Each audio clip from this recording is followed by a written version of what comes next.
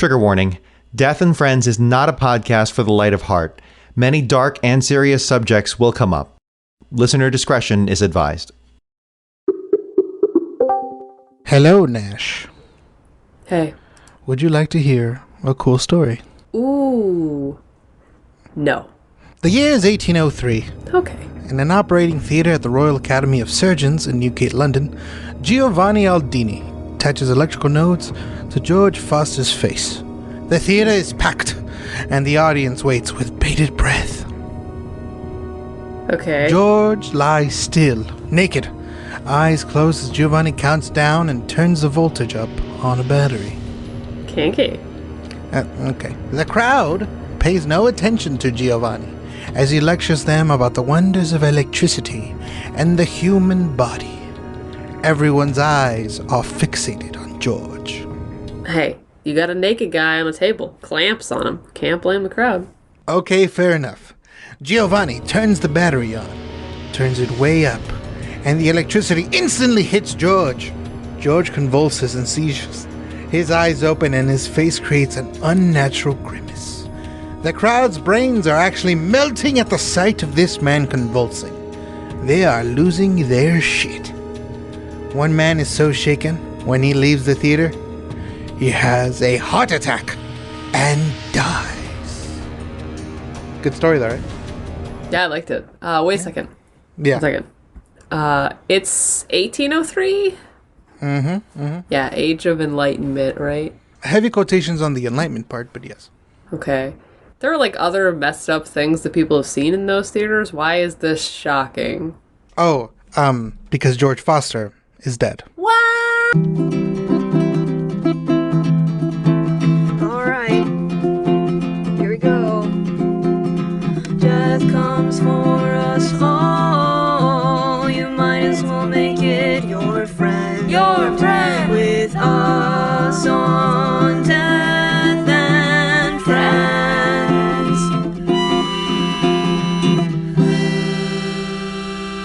Hello, Skeleton Army. Welcome to Death and Friends. I'm Angel, and that corpse with a heartbeat there is Nash. Aw. Thanks, buddy. And tonight, we are talking about the spooky skellies that kidnapped by other spooky skellies. They get themselves attached to electric rods. Ooh. They turn up the volume to 11. They make a thing. Are we talking about Frankenstein? We're talking about Frankenstein. Dude, we're a history podcast. Frankenstein is a story. I know we did vampires, but that had historical context. True. All true.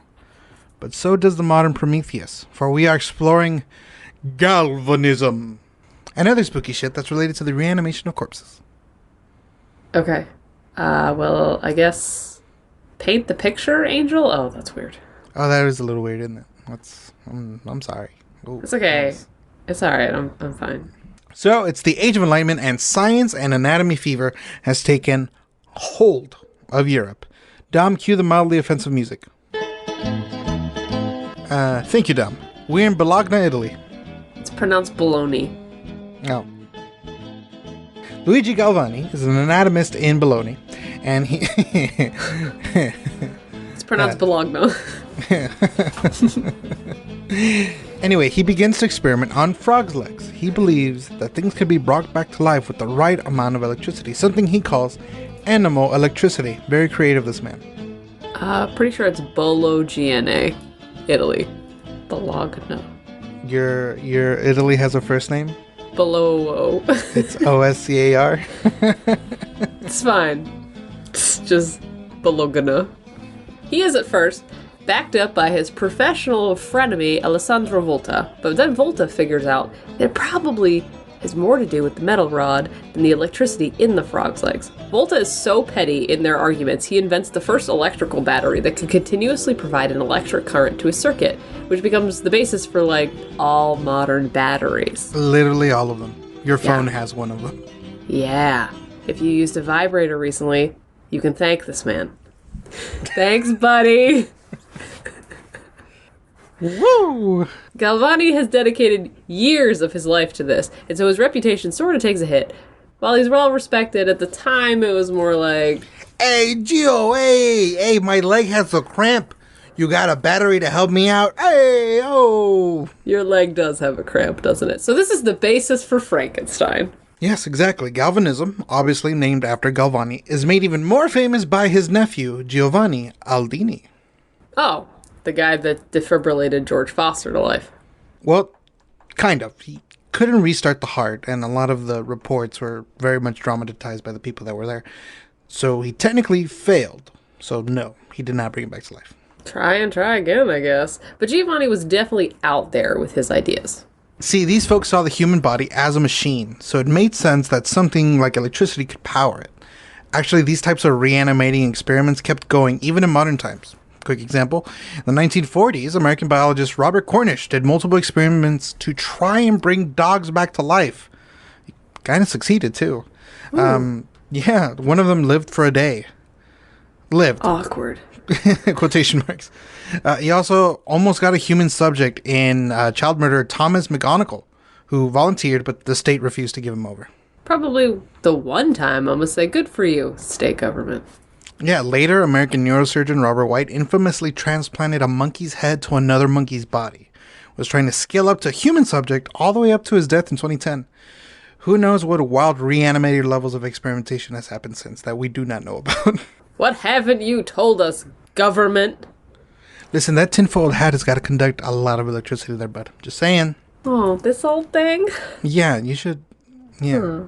You have 5G in your body now. You're vaccinated. It makes me so powerful. Yes, I can levitate now. So all this shit stems from two Italian dudes just messing with animals and, like, electricity? Yes, quite. Back to Aldini for a second. It is a history podcast. We got to go way, way back. He had been experimenting with ox heads and other animals and eventually scaled up to a whole human body. The reason he was able to do that is actually another connection to Frankenstein. The year is 1752, and the British Parliament has just passed the Murder Act. Murder. Sounds great, but it's passed as a deterrent for criminals to avoid, hang on. Let me check my notes. Okay. Crime. Hang on. I got some notes on this too. Yeah. Oh, that's a wrapper. Murder, even. Oh, wow. Yeah. Convicted murderers under this act had the option for their post-mortem punishment to be hanged and displayed, a lovely process they called gibbeting, or to be dissected for science.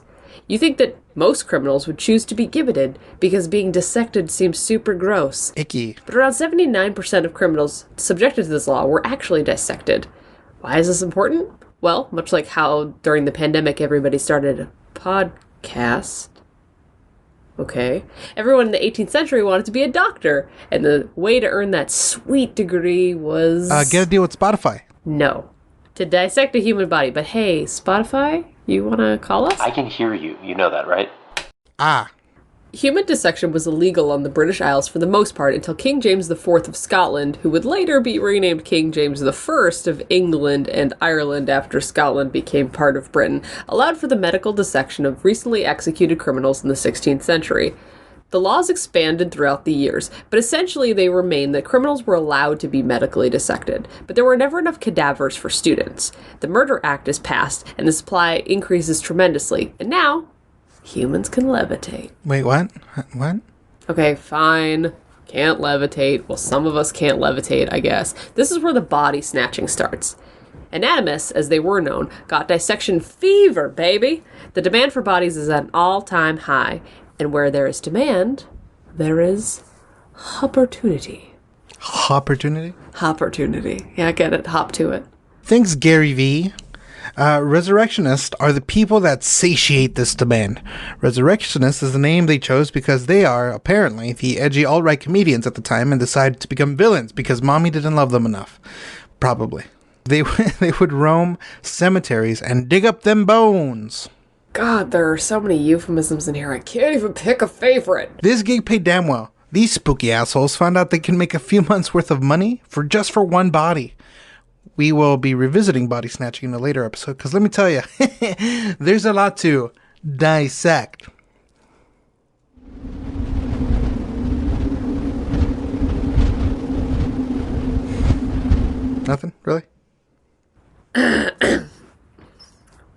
It's embarrassing for both of us. Okay. So people were super into dissecting people. Which brings us back to Galvanism. It becomes a thing that many intellectuals get interested in. Even Charles Darwin's granddad, sadly named Erasmus Darwin, It's a bummer name. is an English practitioner of said Galvanism. It's kind of like how everyone was briefly obsessed with alchemy when it was cool, or astrology, or butt rock. Sure. Hold me now, I'm 6 feet from the edge and I'm thinking... Focus, buddy. Right. Is that really called butt rock? Yeah, it is. It's called butt rock. This is the thing I learned this episode. Fun facts with Nash. Fun facts with Nash. Galvanism and dissection captures the imagination of the scientific community, which is why there's such an increasing demand for corpses. Thus, the body snatchers begin their snatching. Snatching at my chamber door. Once upon a midnight dreary, while I pondered weak and No. weary Oh, over God, the many no. quaint Oh, no. curious Nash, volumes no. of forgotten No. lore, while I Nash. nearly napping silently.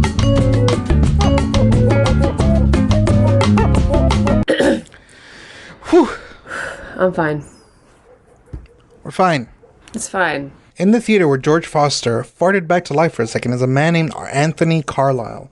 He is a surgeon at the academy, and he goes to parties where people clink fancy glasses to industry and science. Gentlemen, to evil. To evil. These parties happen in English writer William Godwin's house. William Godwin, in addition to being married to the very dope Mary Wollstonecraft, is father to a young girl with a vivid imagination. That girl's name? Albert Einstein. What? No. Mary Godwin. I don't know her. The future, Mary Shelley. Fun? Mary Shelley is the ultimate sad girl. Probably. You can't blame her. She's had a rough life. Mom died a few days after giving birth to her from septicemia. Mary falls in love with an actual married fuckboy called Percy Shelley, who she would meet at their favorite author, her own mom's. Wait, what? She is an actual Manic Pixie dream girl. Holy shit. Wow. Yeah. Eventually they do get married, and we're gonna fast forward a bit to the infamous challenge that occurs in Lake Geneva. Mary, Percy, Lord Byron, and a few others chill near a fire telling ghost stories at Lord Byron's house. His fuck house? No, more like his commune? Got it, a smelly fuck house. Probably. Anyway, Byron suggests that everyone try to write the spookiest story. Over the summer, everyone has stories in the works except for Mary. Then, boom, she has a real vivid nightmare on a stormy night. She has this idea, and she tells her story of a man who's obsessed with bringing life after death and the consequences of science without morality, chilling everyone to the bone. When winter comes, she begins to pen Frankenstein. At the time, she was really going through it. Had a stillborn birth, lost a kid, was chronically depressed, and also her mans fucking sucked. At the same time, Galvanism and tales of body snatchers are running rampant through Europe. She is around all these intellectuals, scientists, artists, etc., hearing these wild stories of a man coming back to life, and people being body robbed so doctors can cut them up for... reasons? It was all of this and then some that led her to write Frankenstein, or the Modern Prometheus. Timeless but aggressively contemporary novel for the time about abandonment, about fearing death, about all these insane and intense emotions that she was experiencing at the same time. Mary dies on February 1st, 1851, from a suspected brain tumor that had affected her health throughout her later years. She had become a successful writer and supported herself and her only son, regrettably called Percy, after his dad. Bummer. But what was found after her death, I think we should go to... Fun facts with Nash.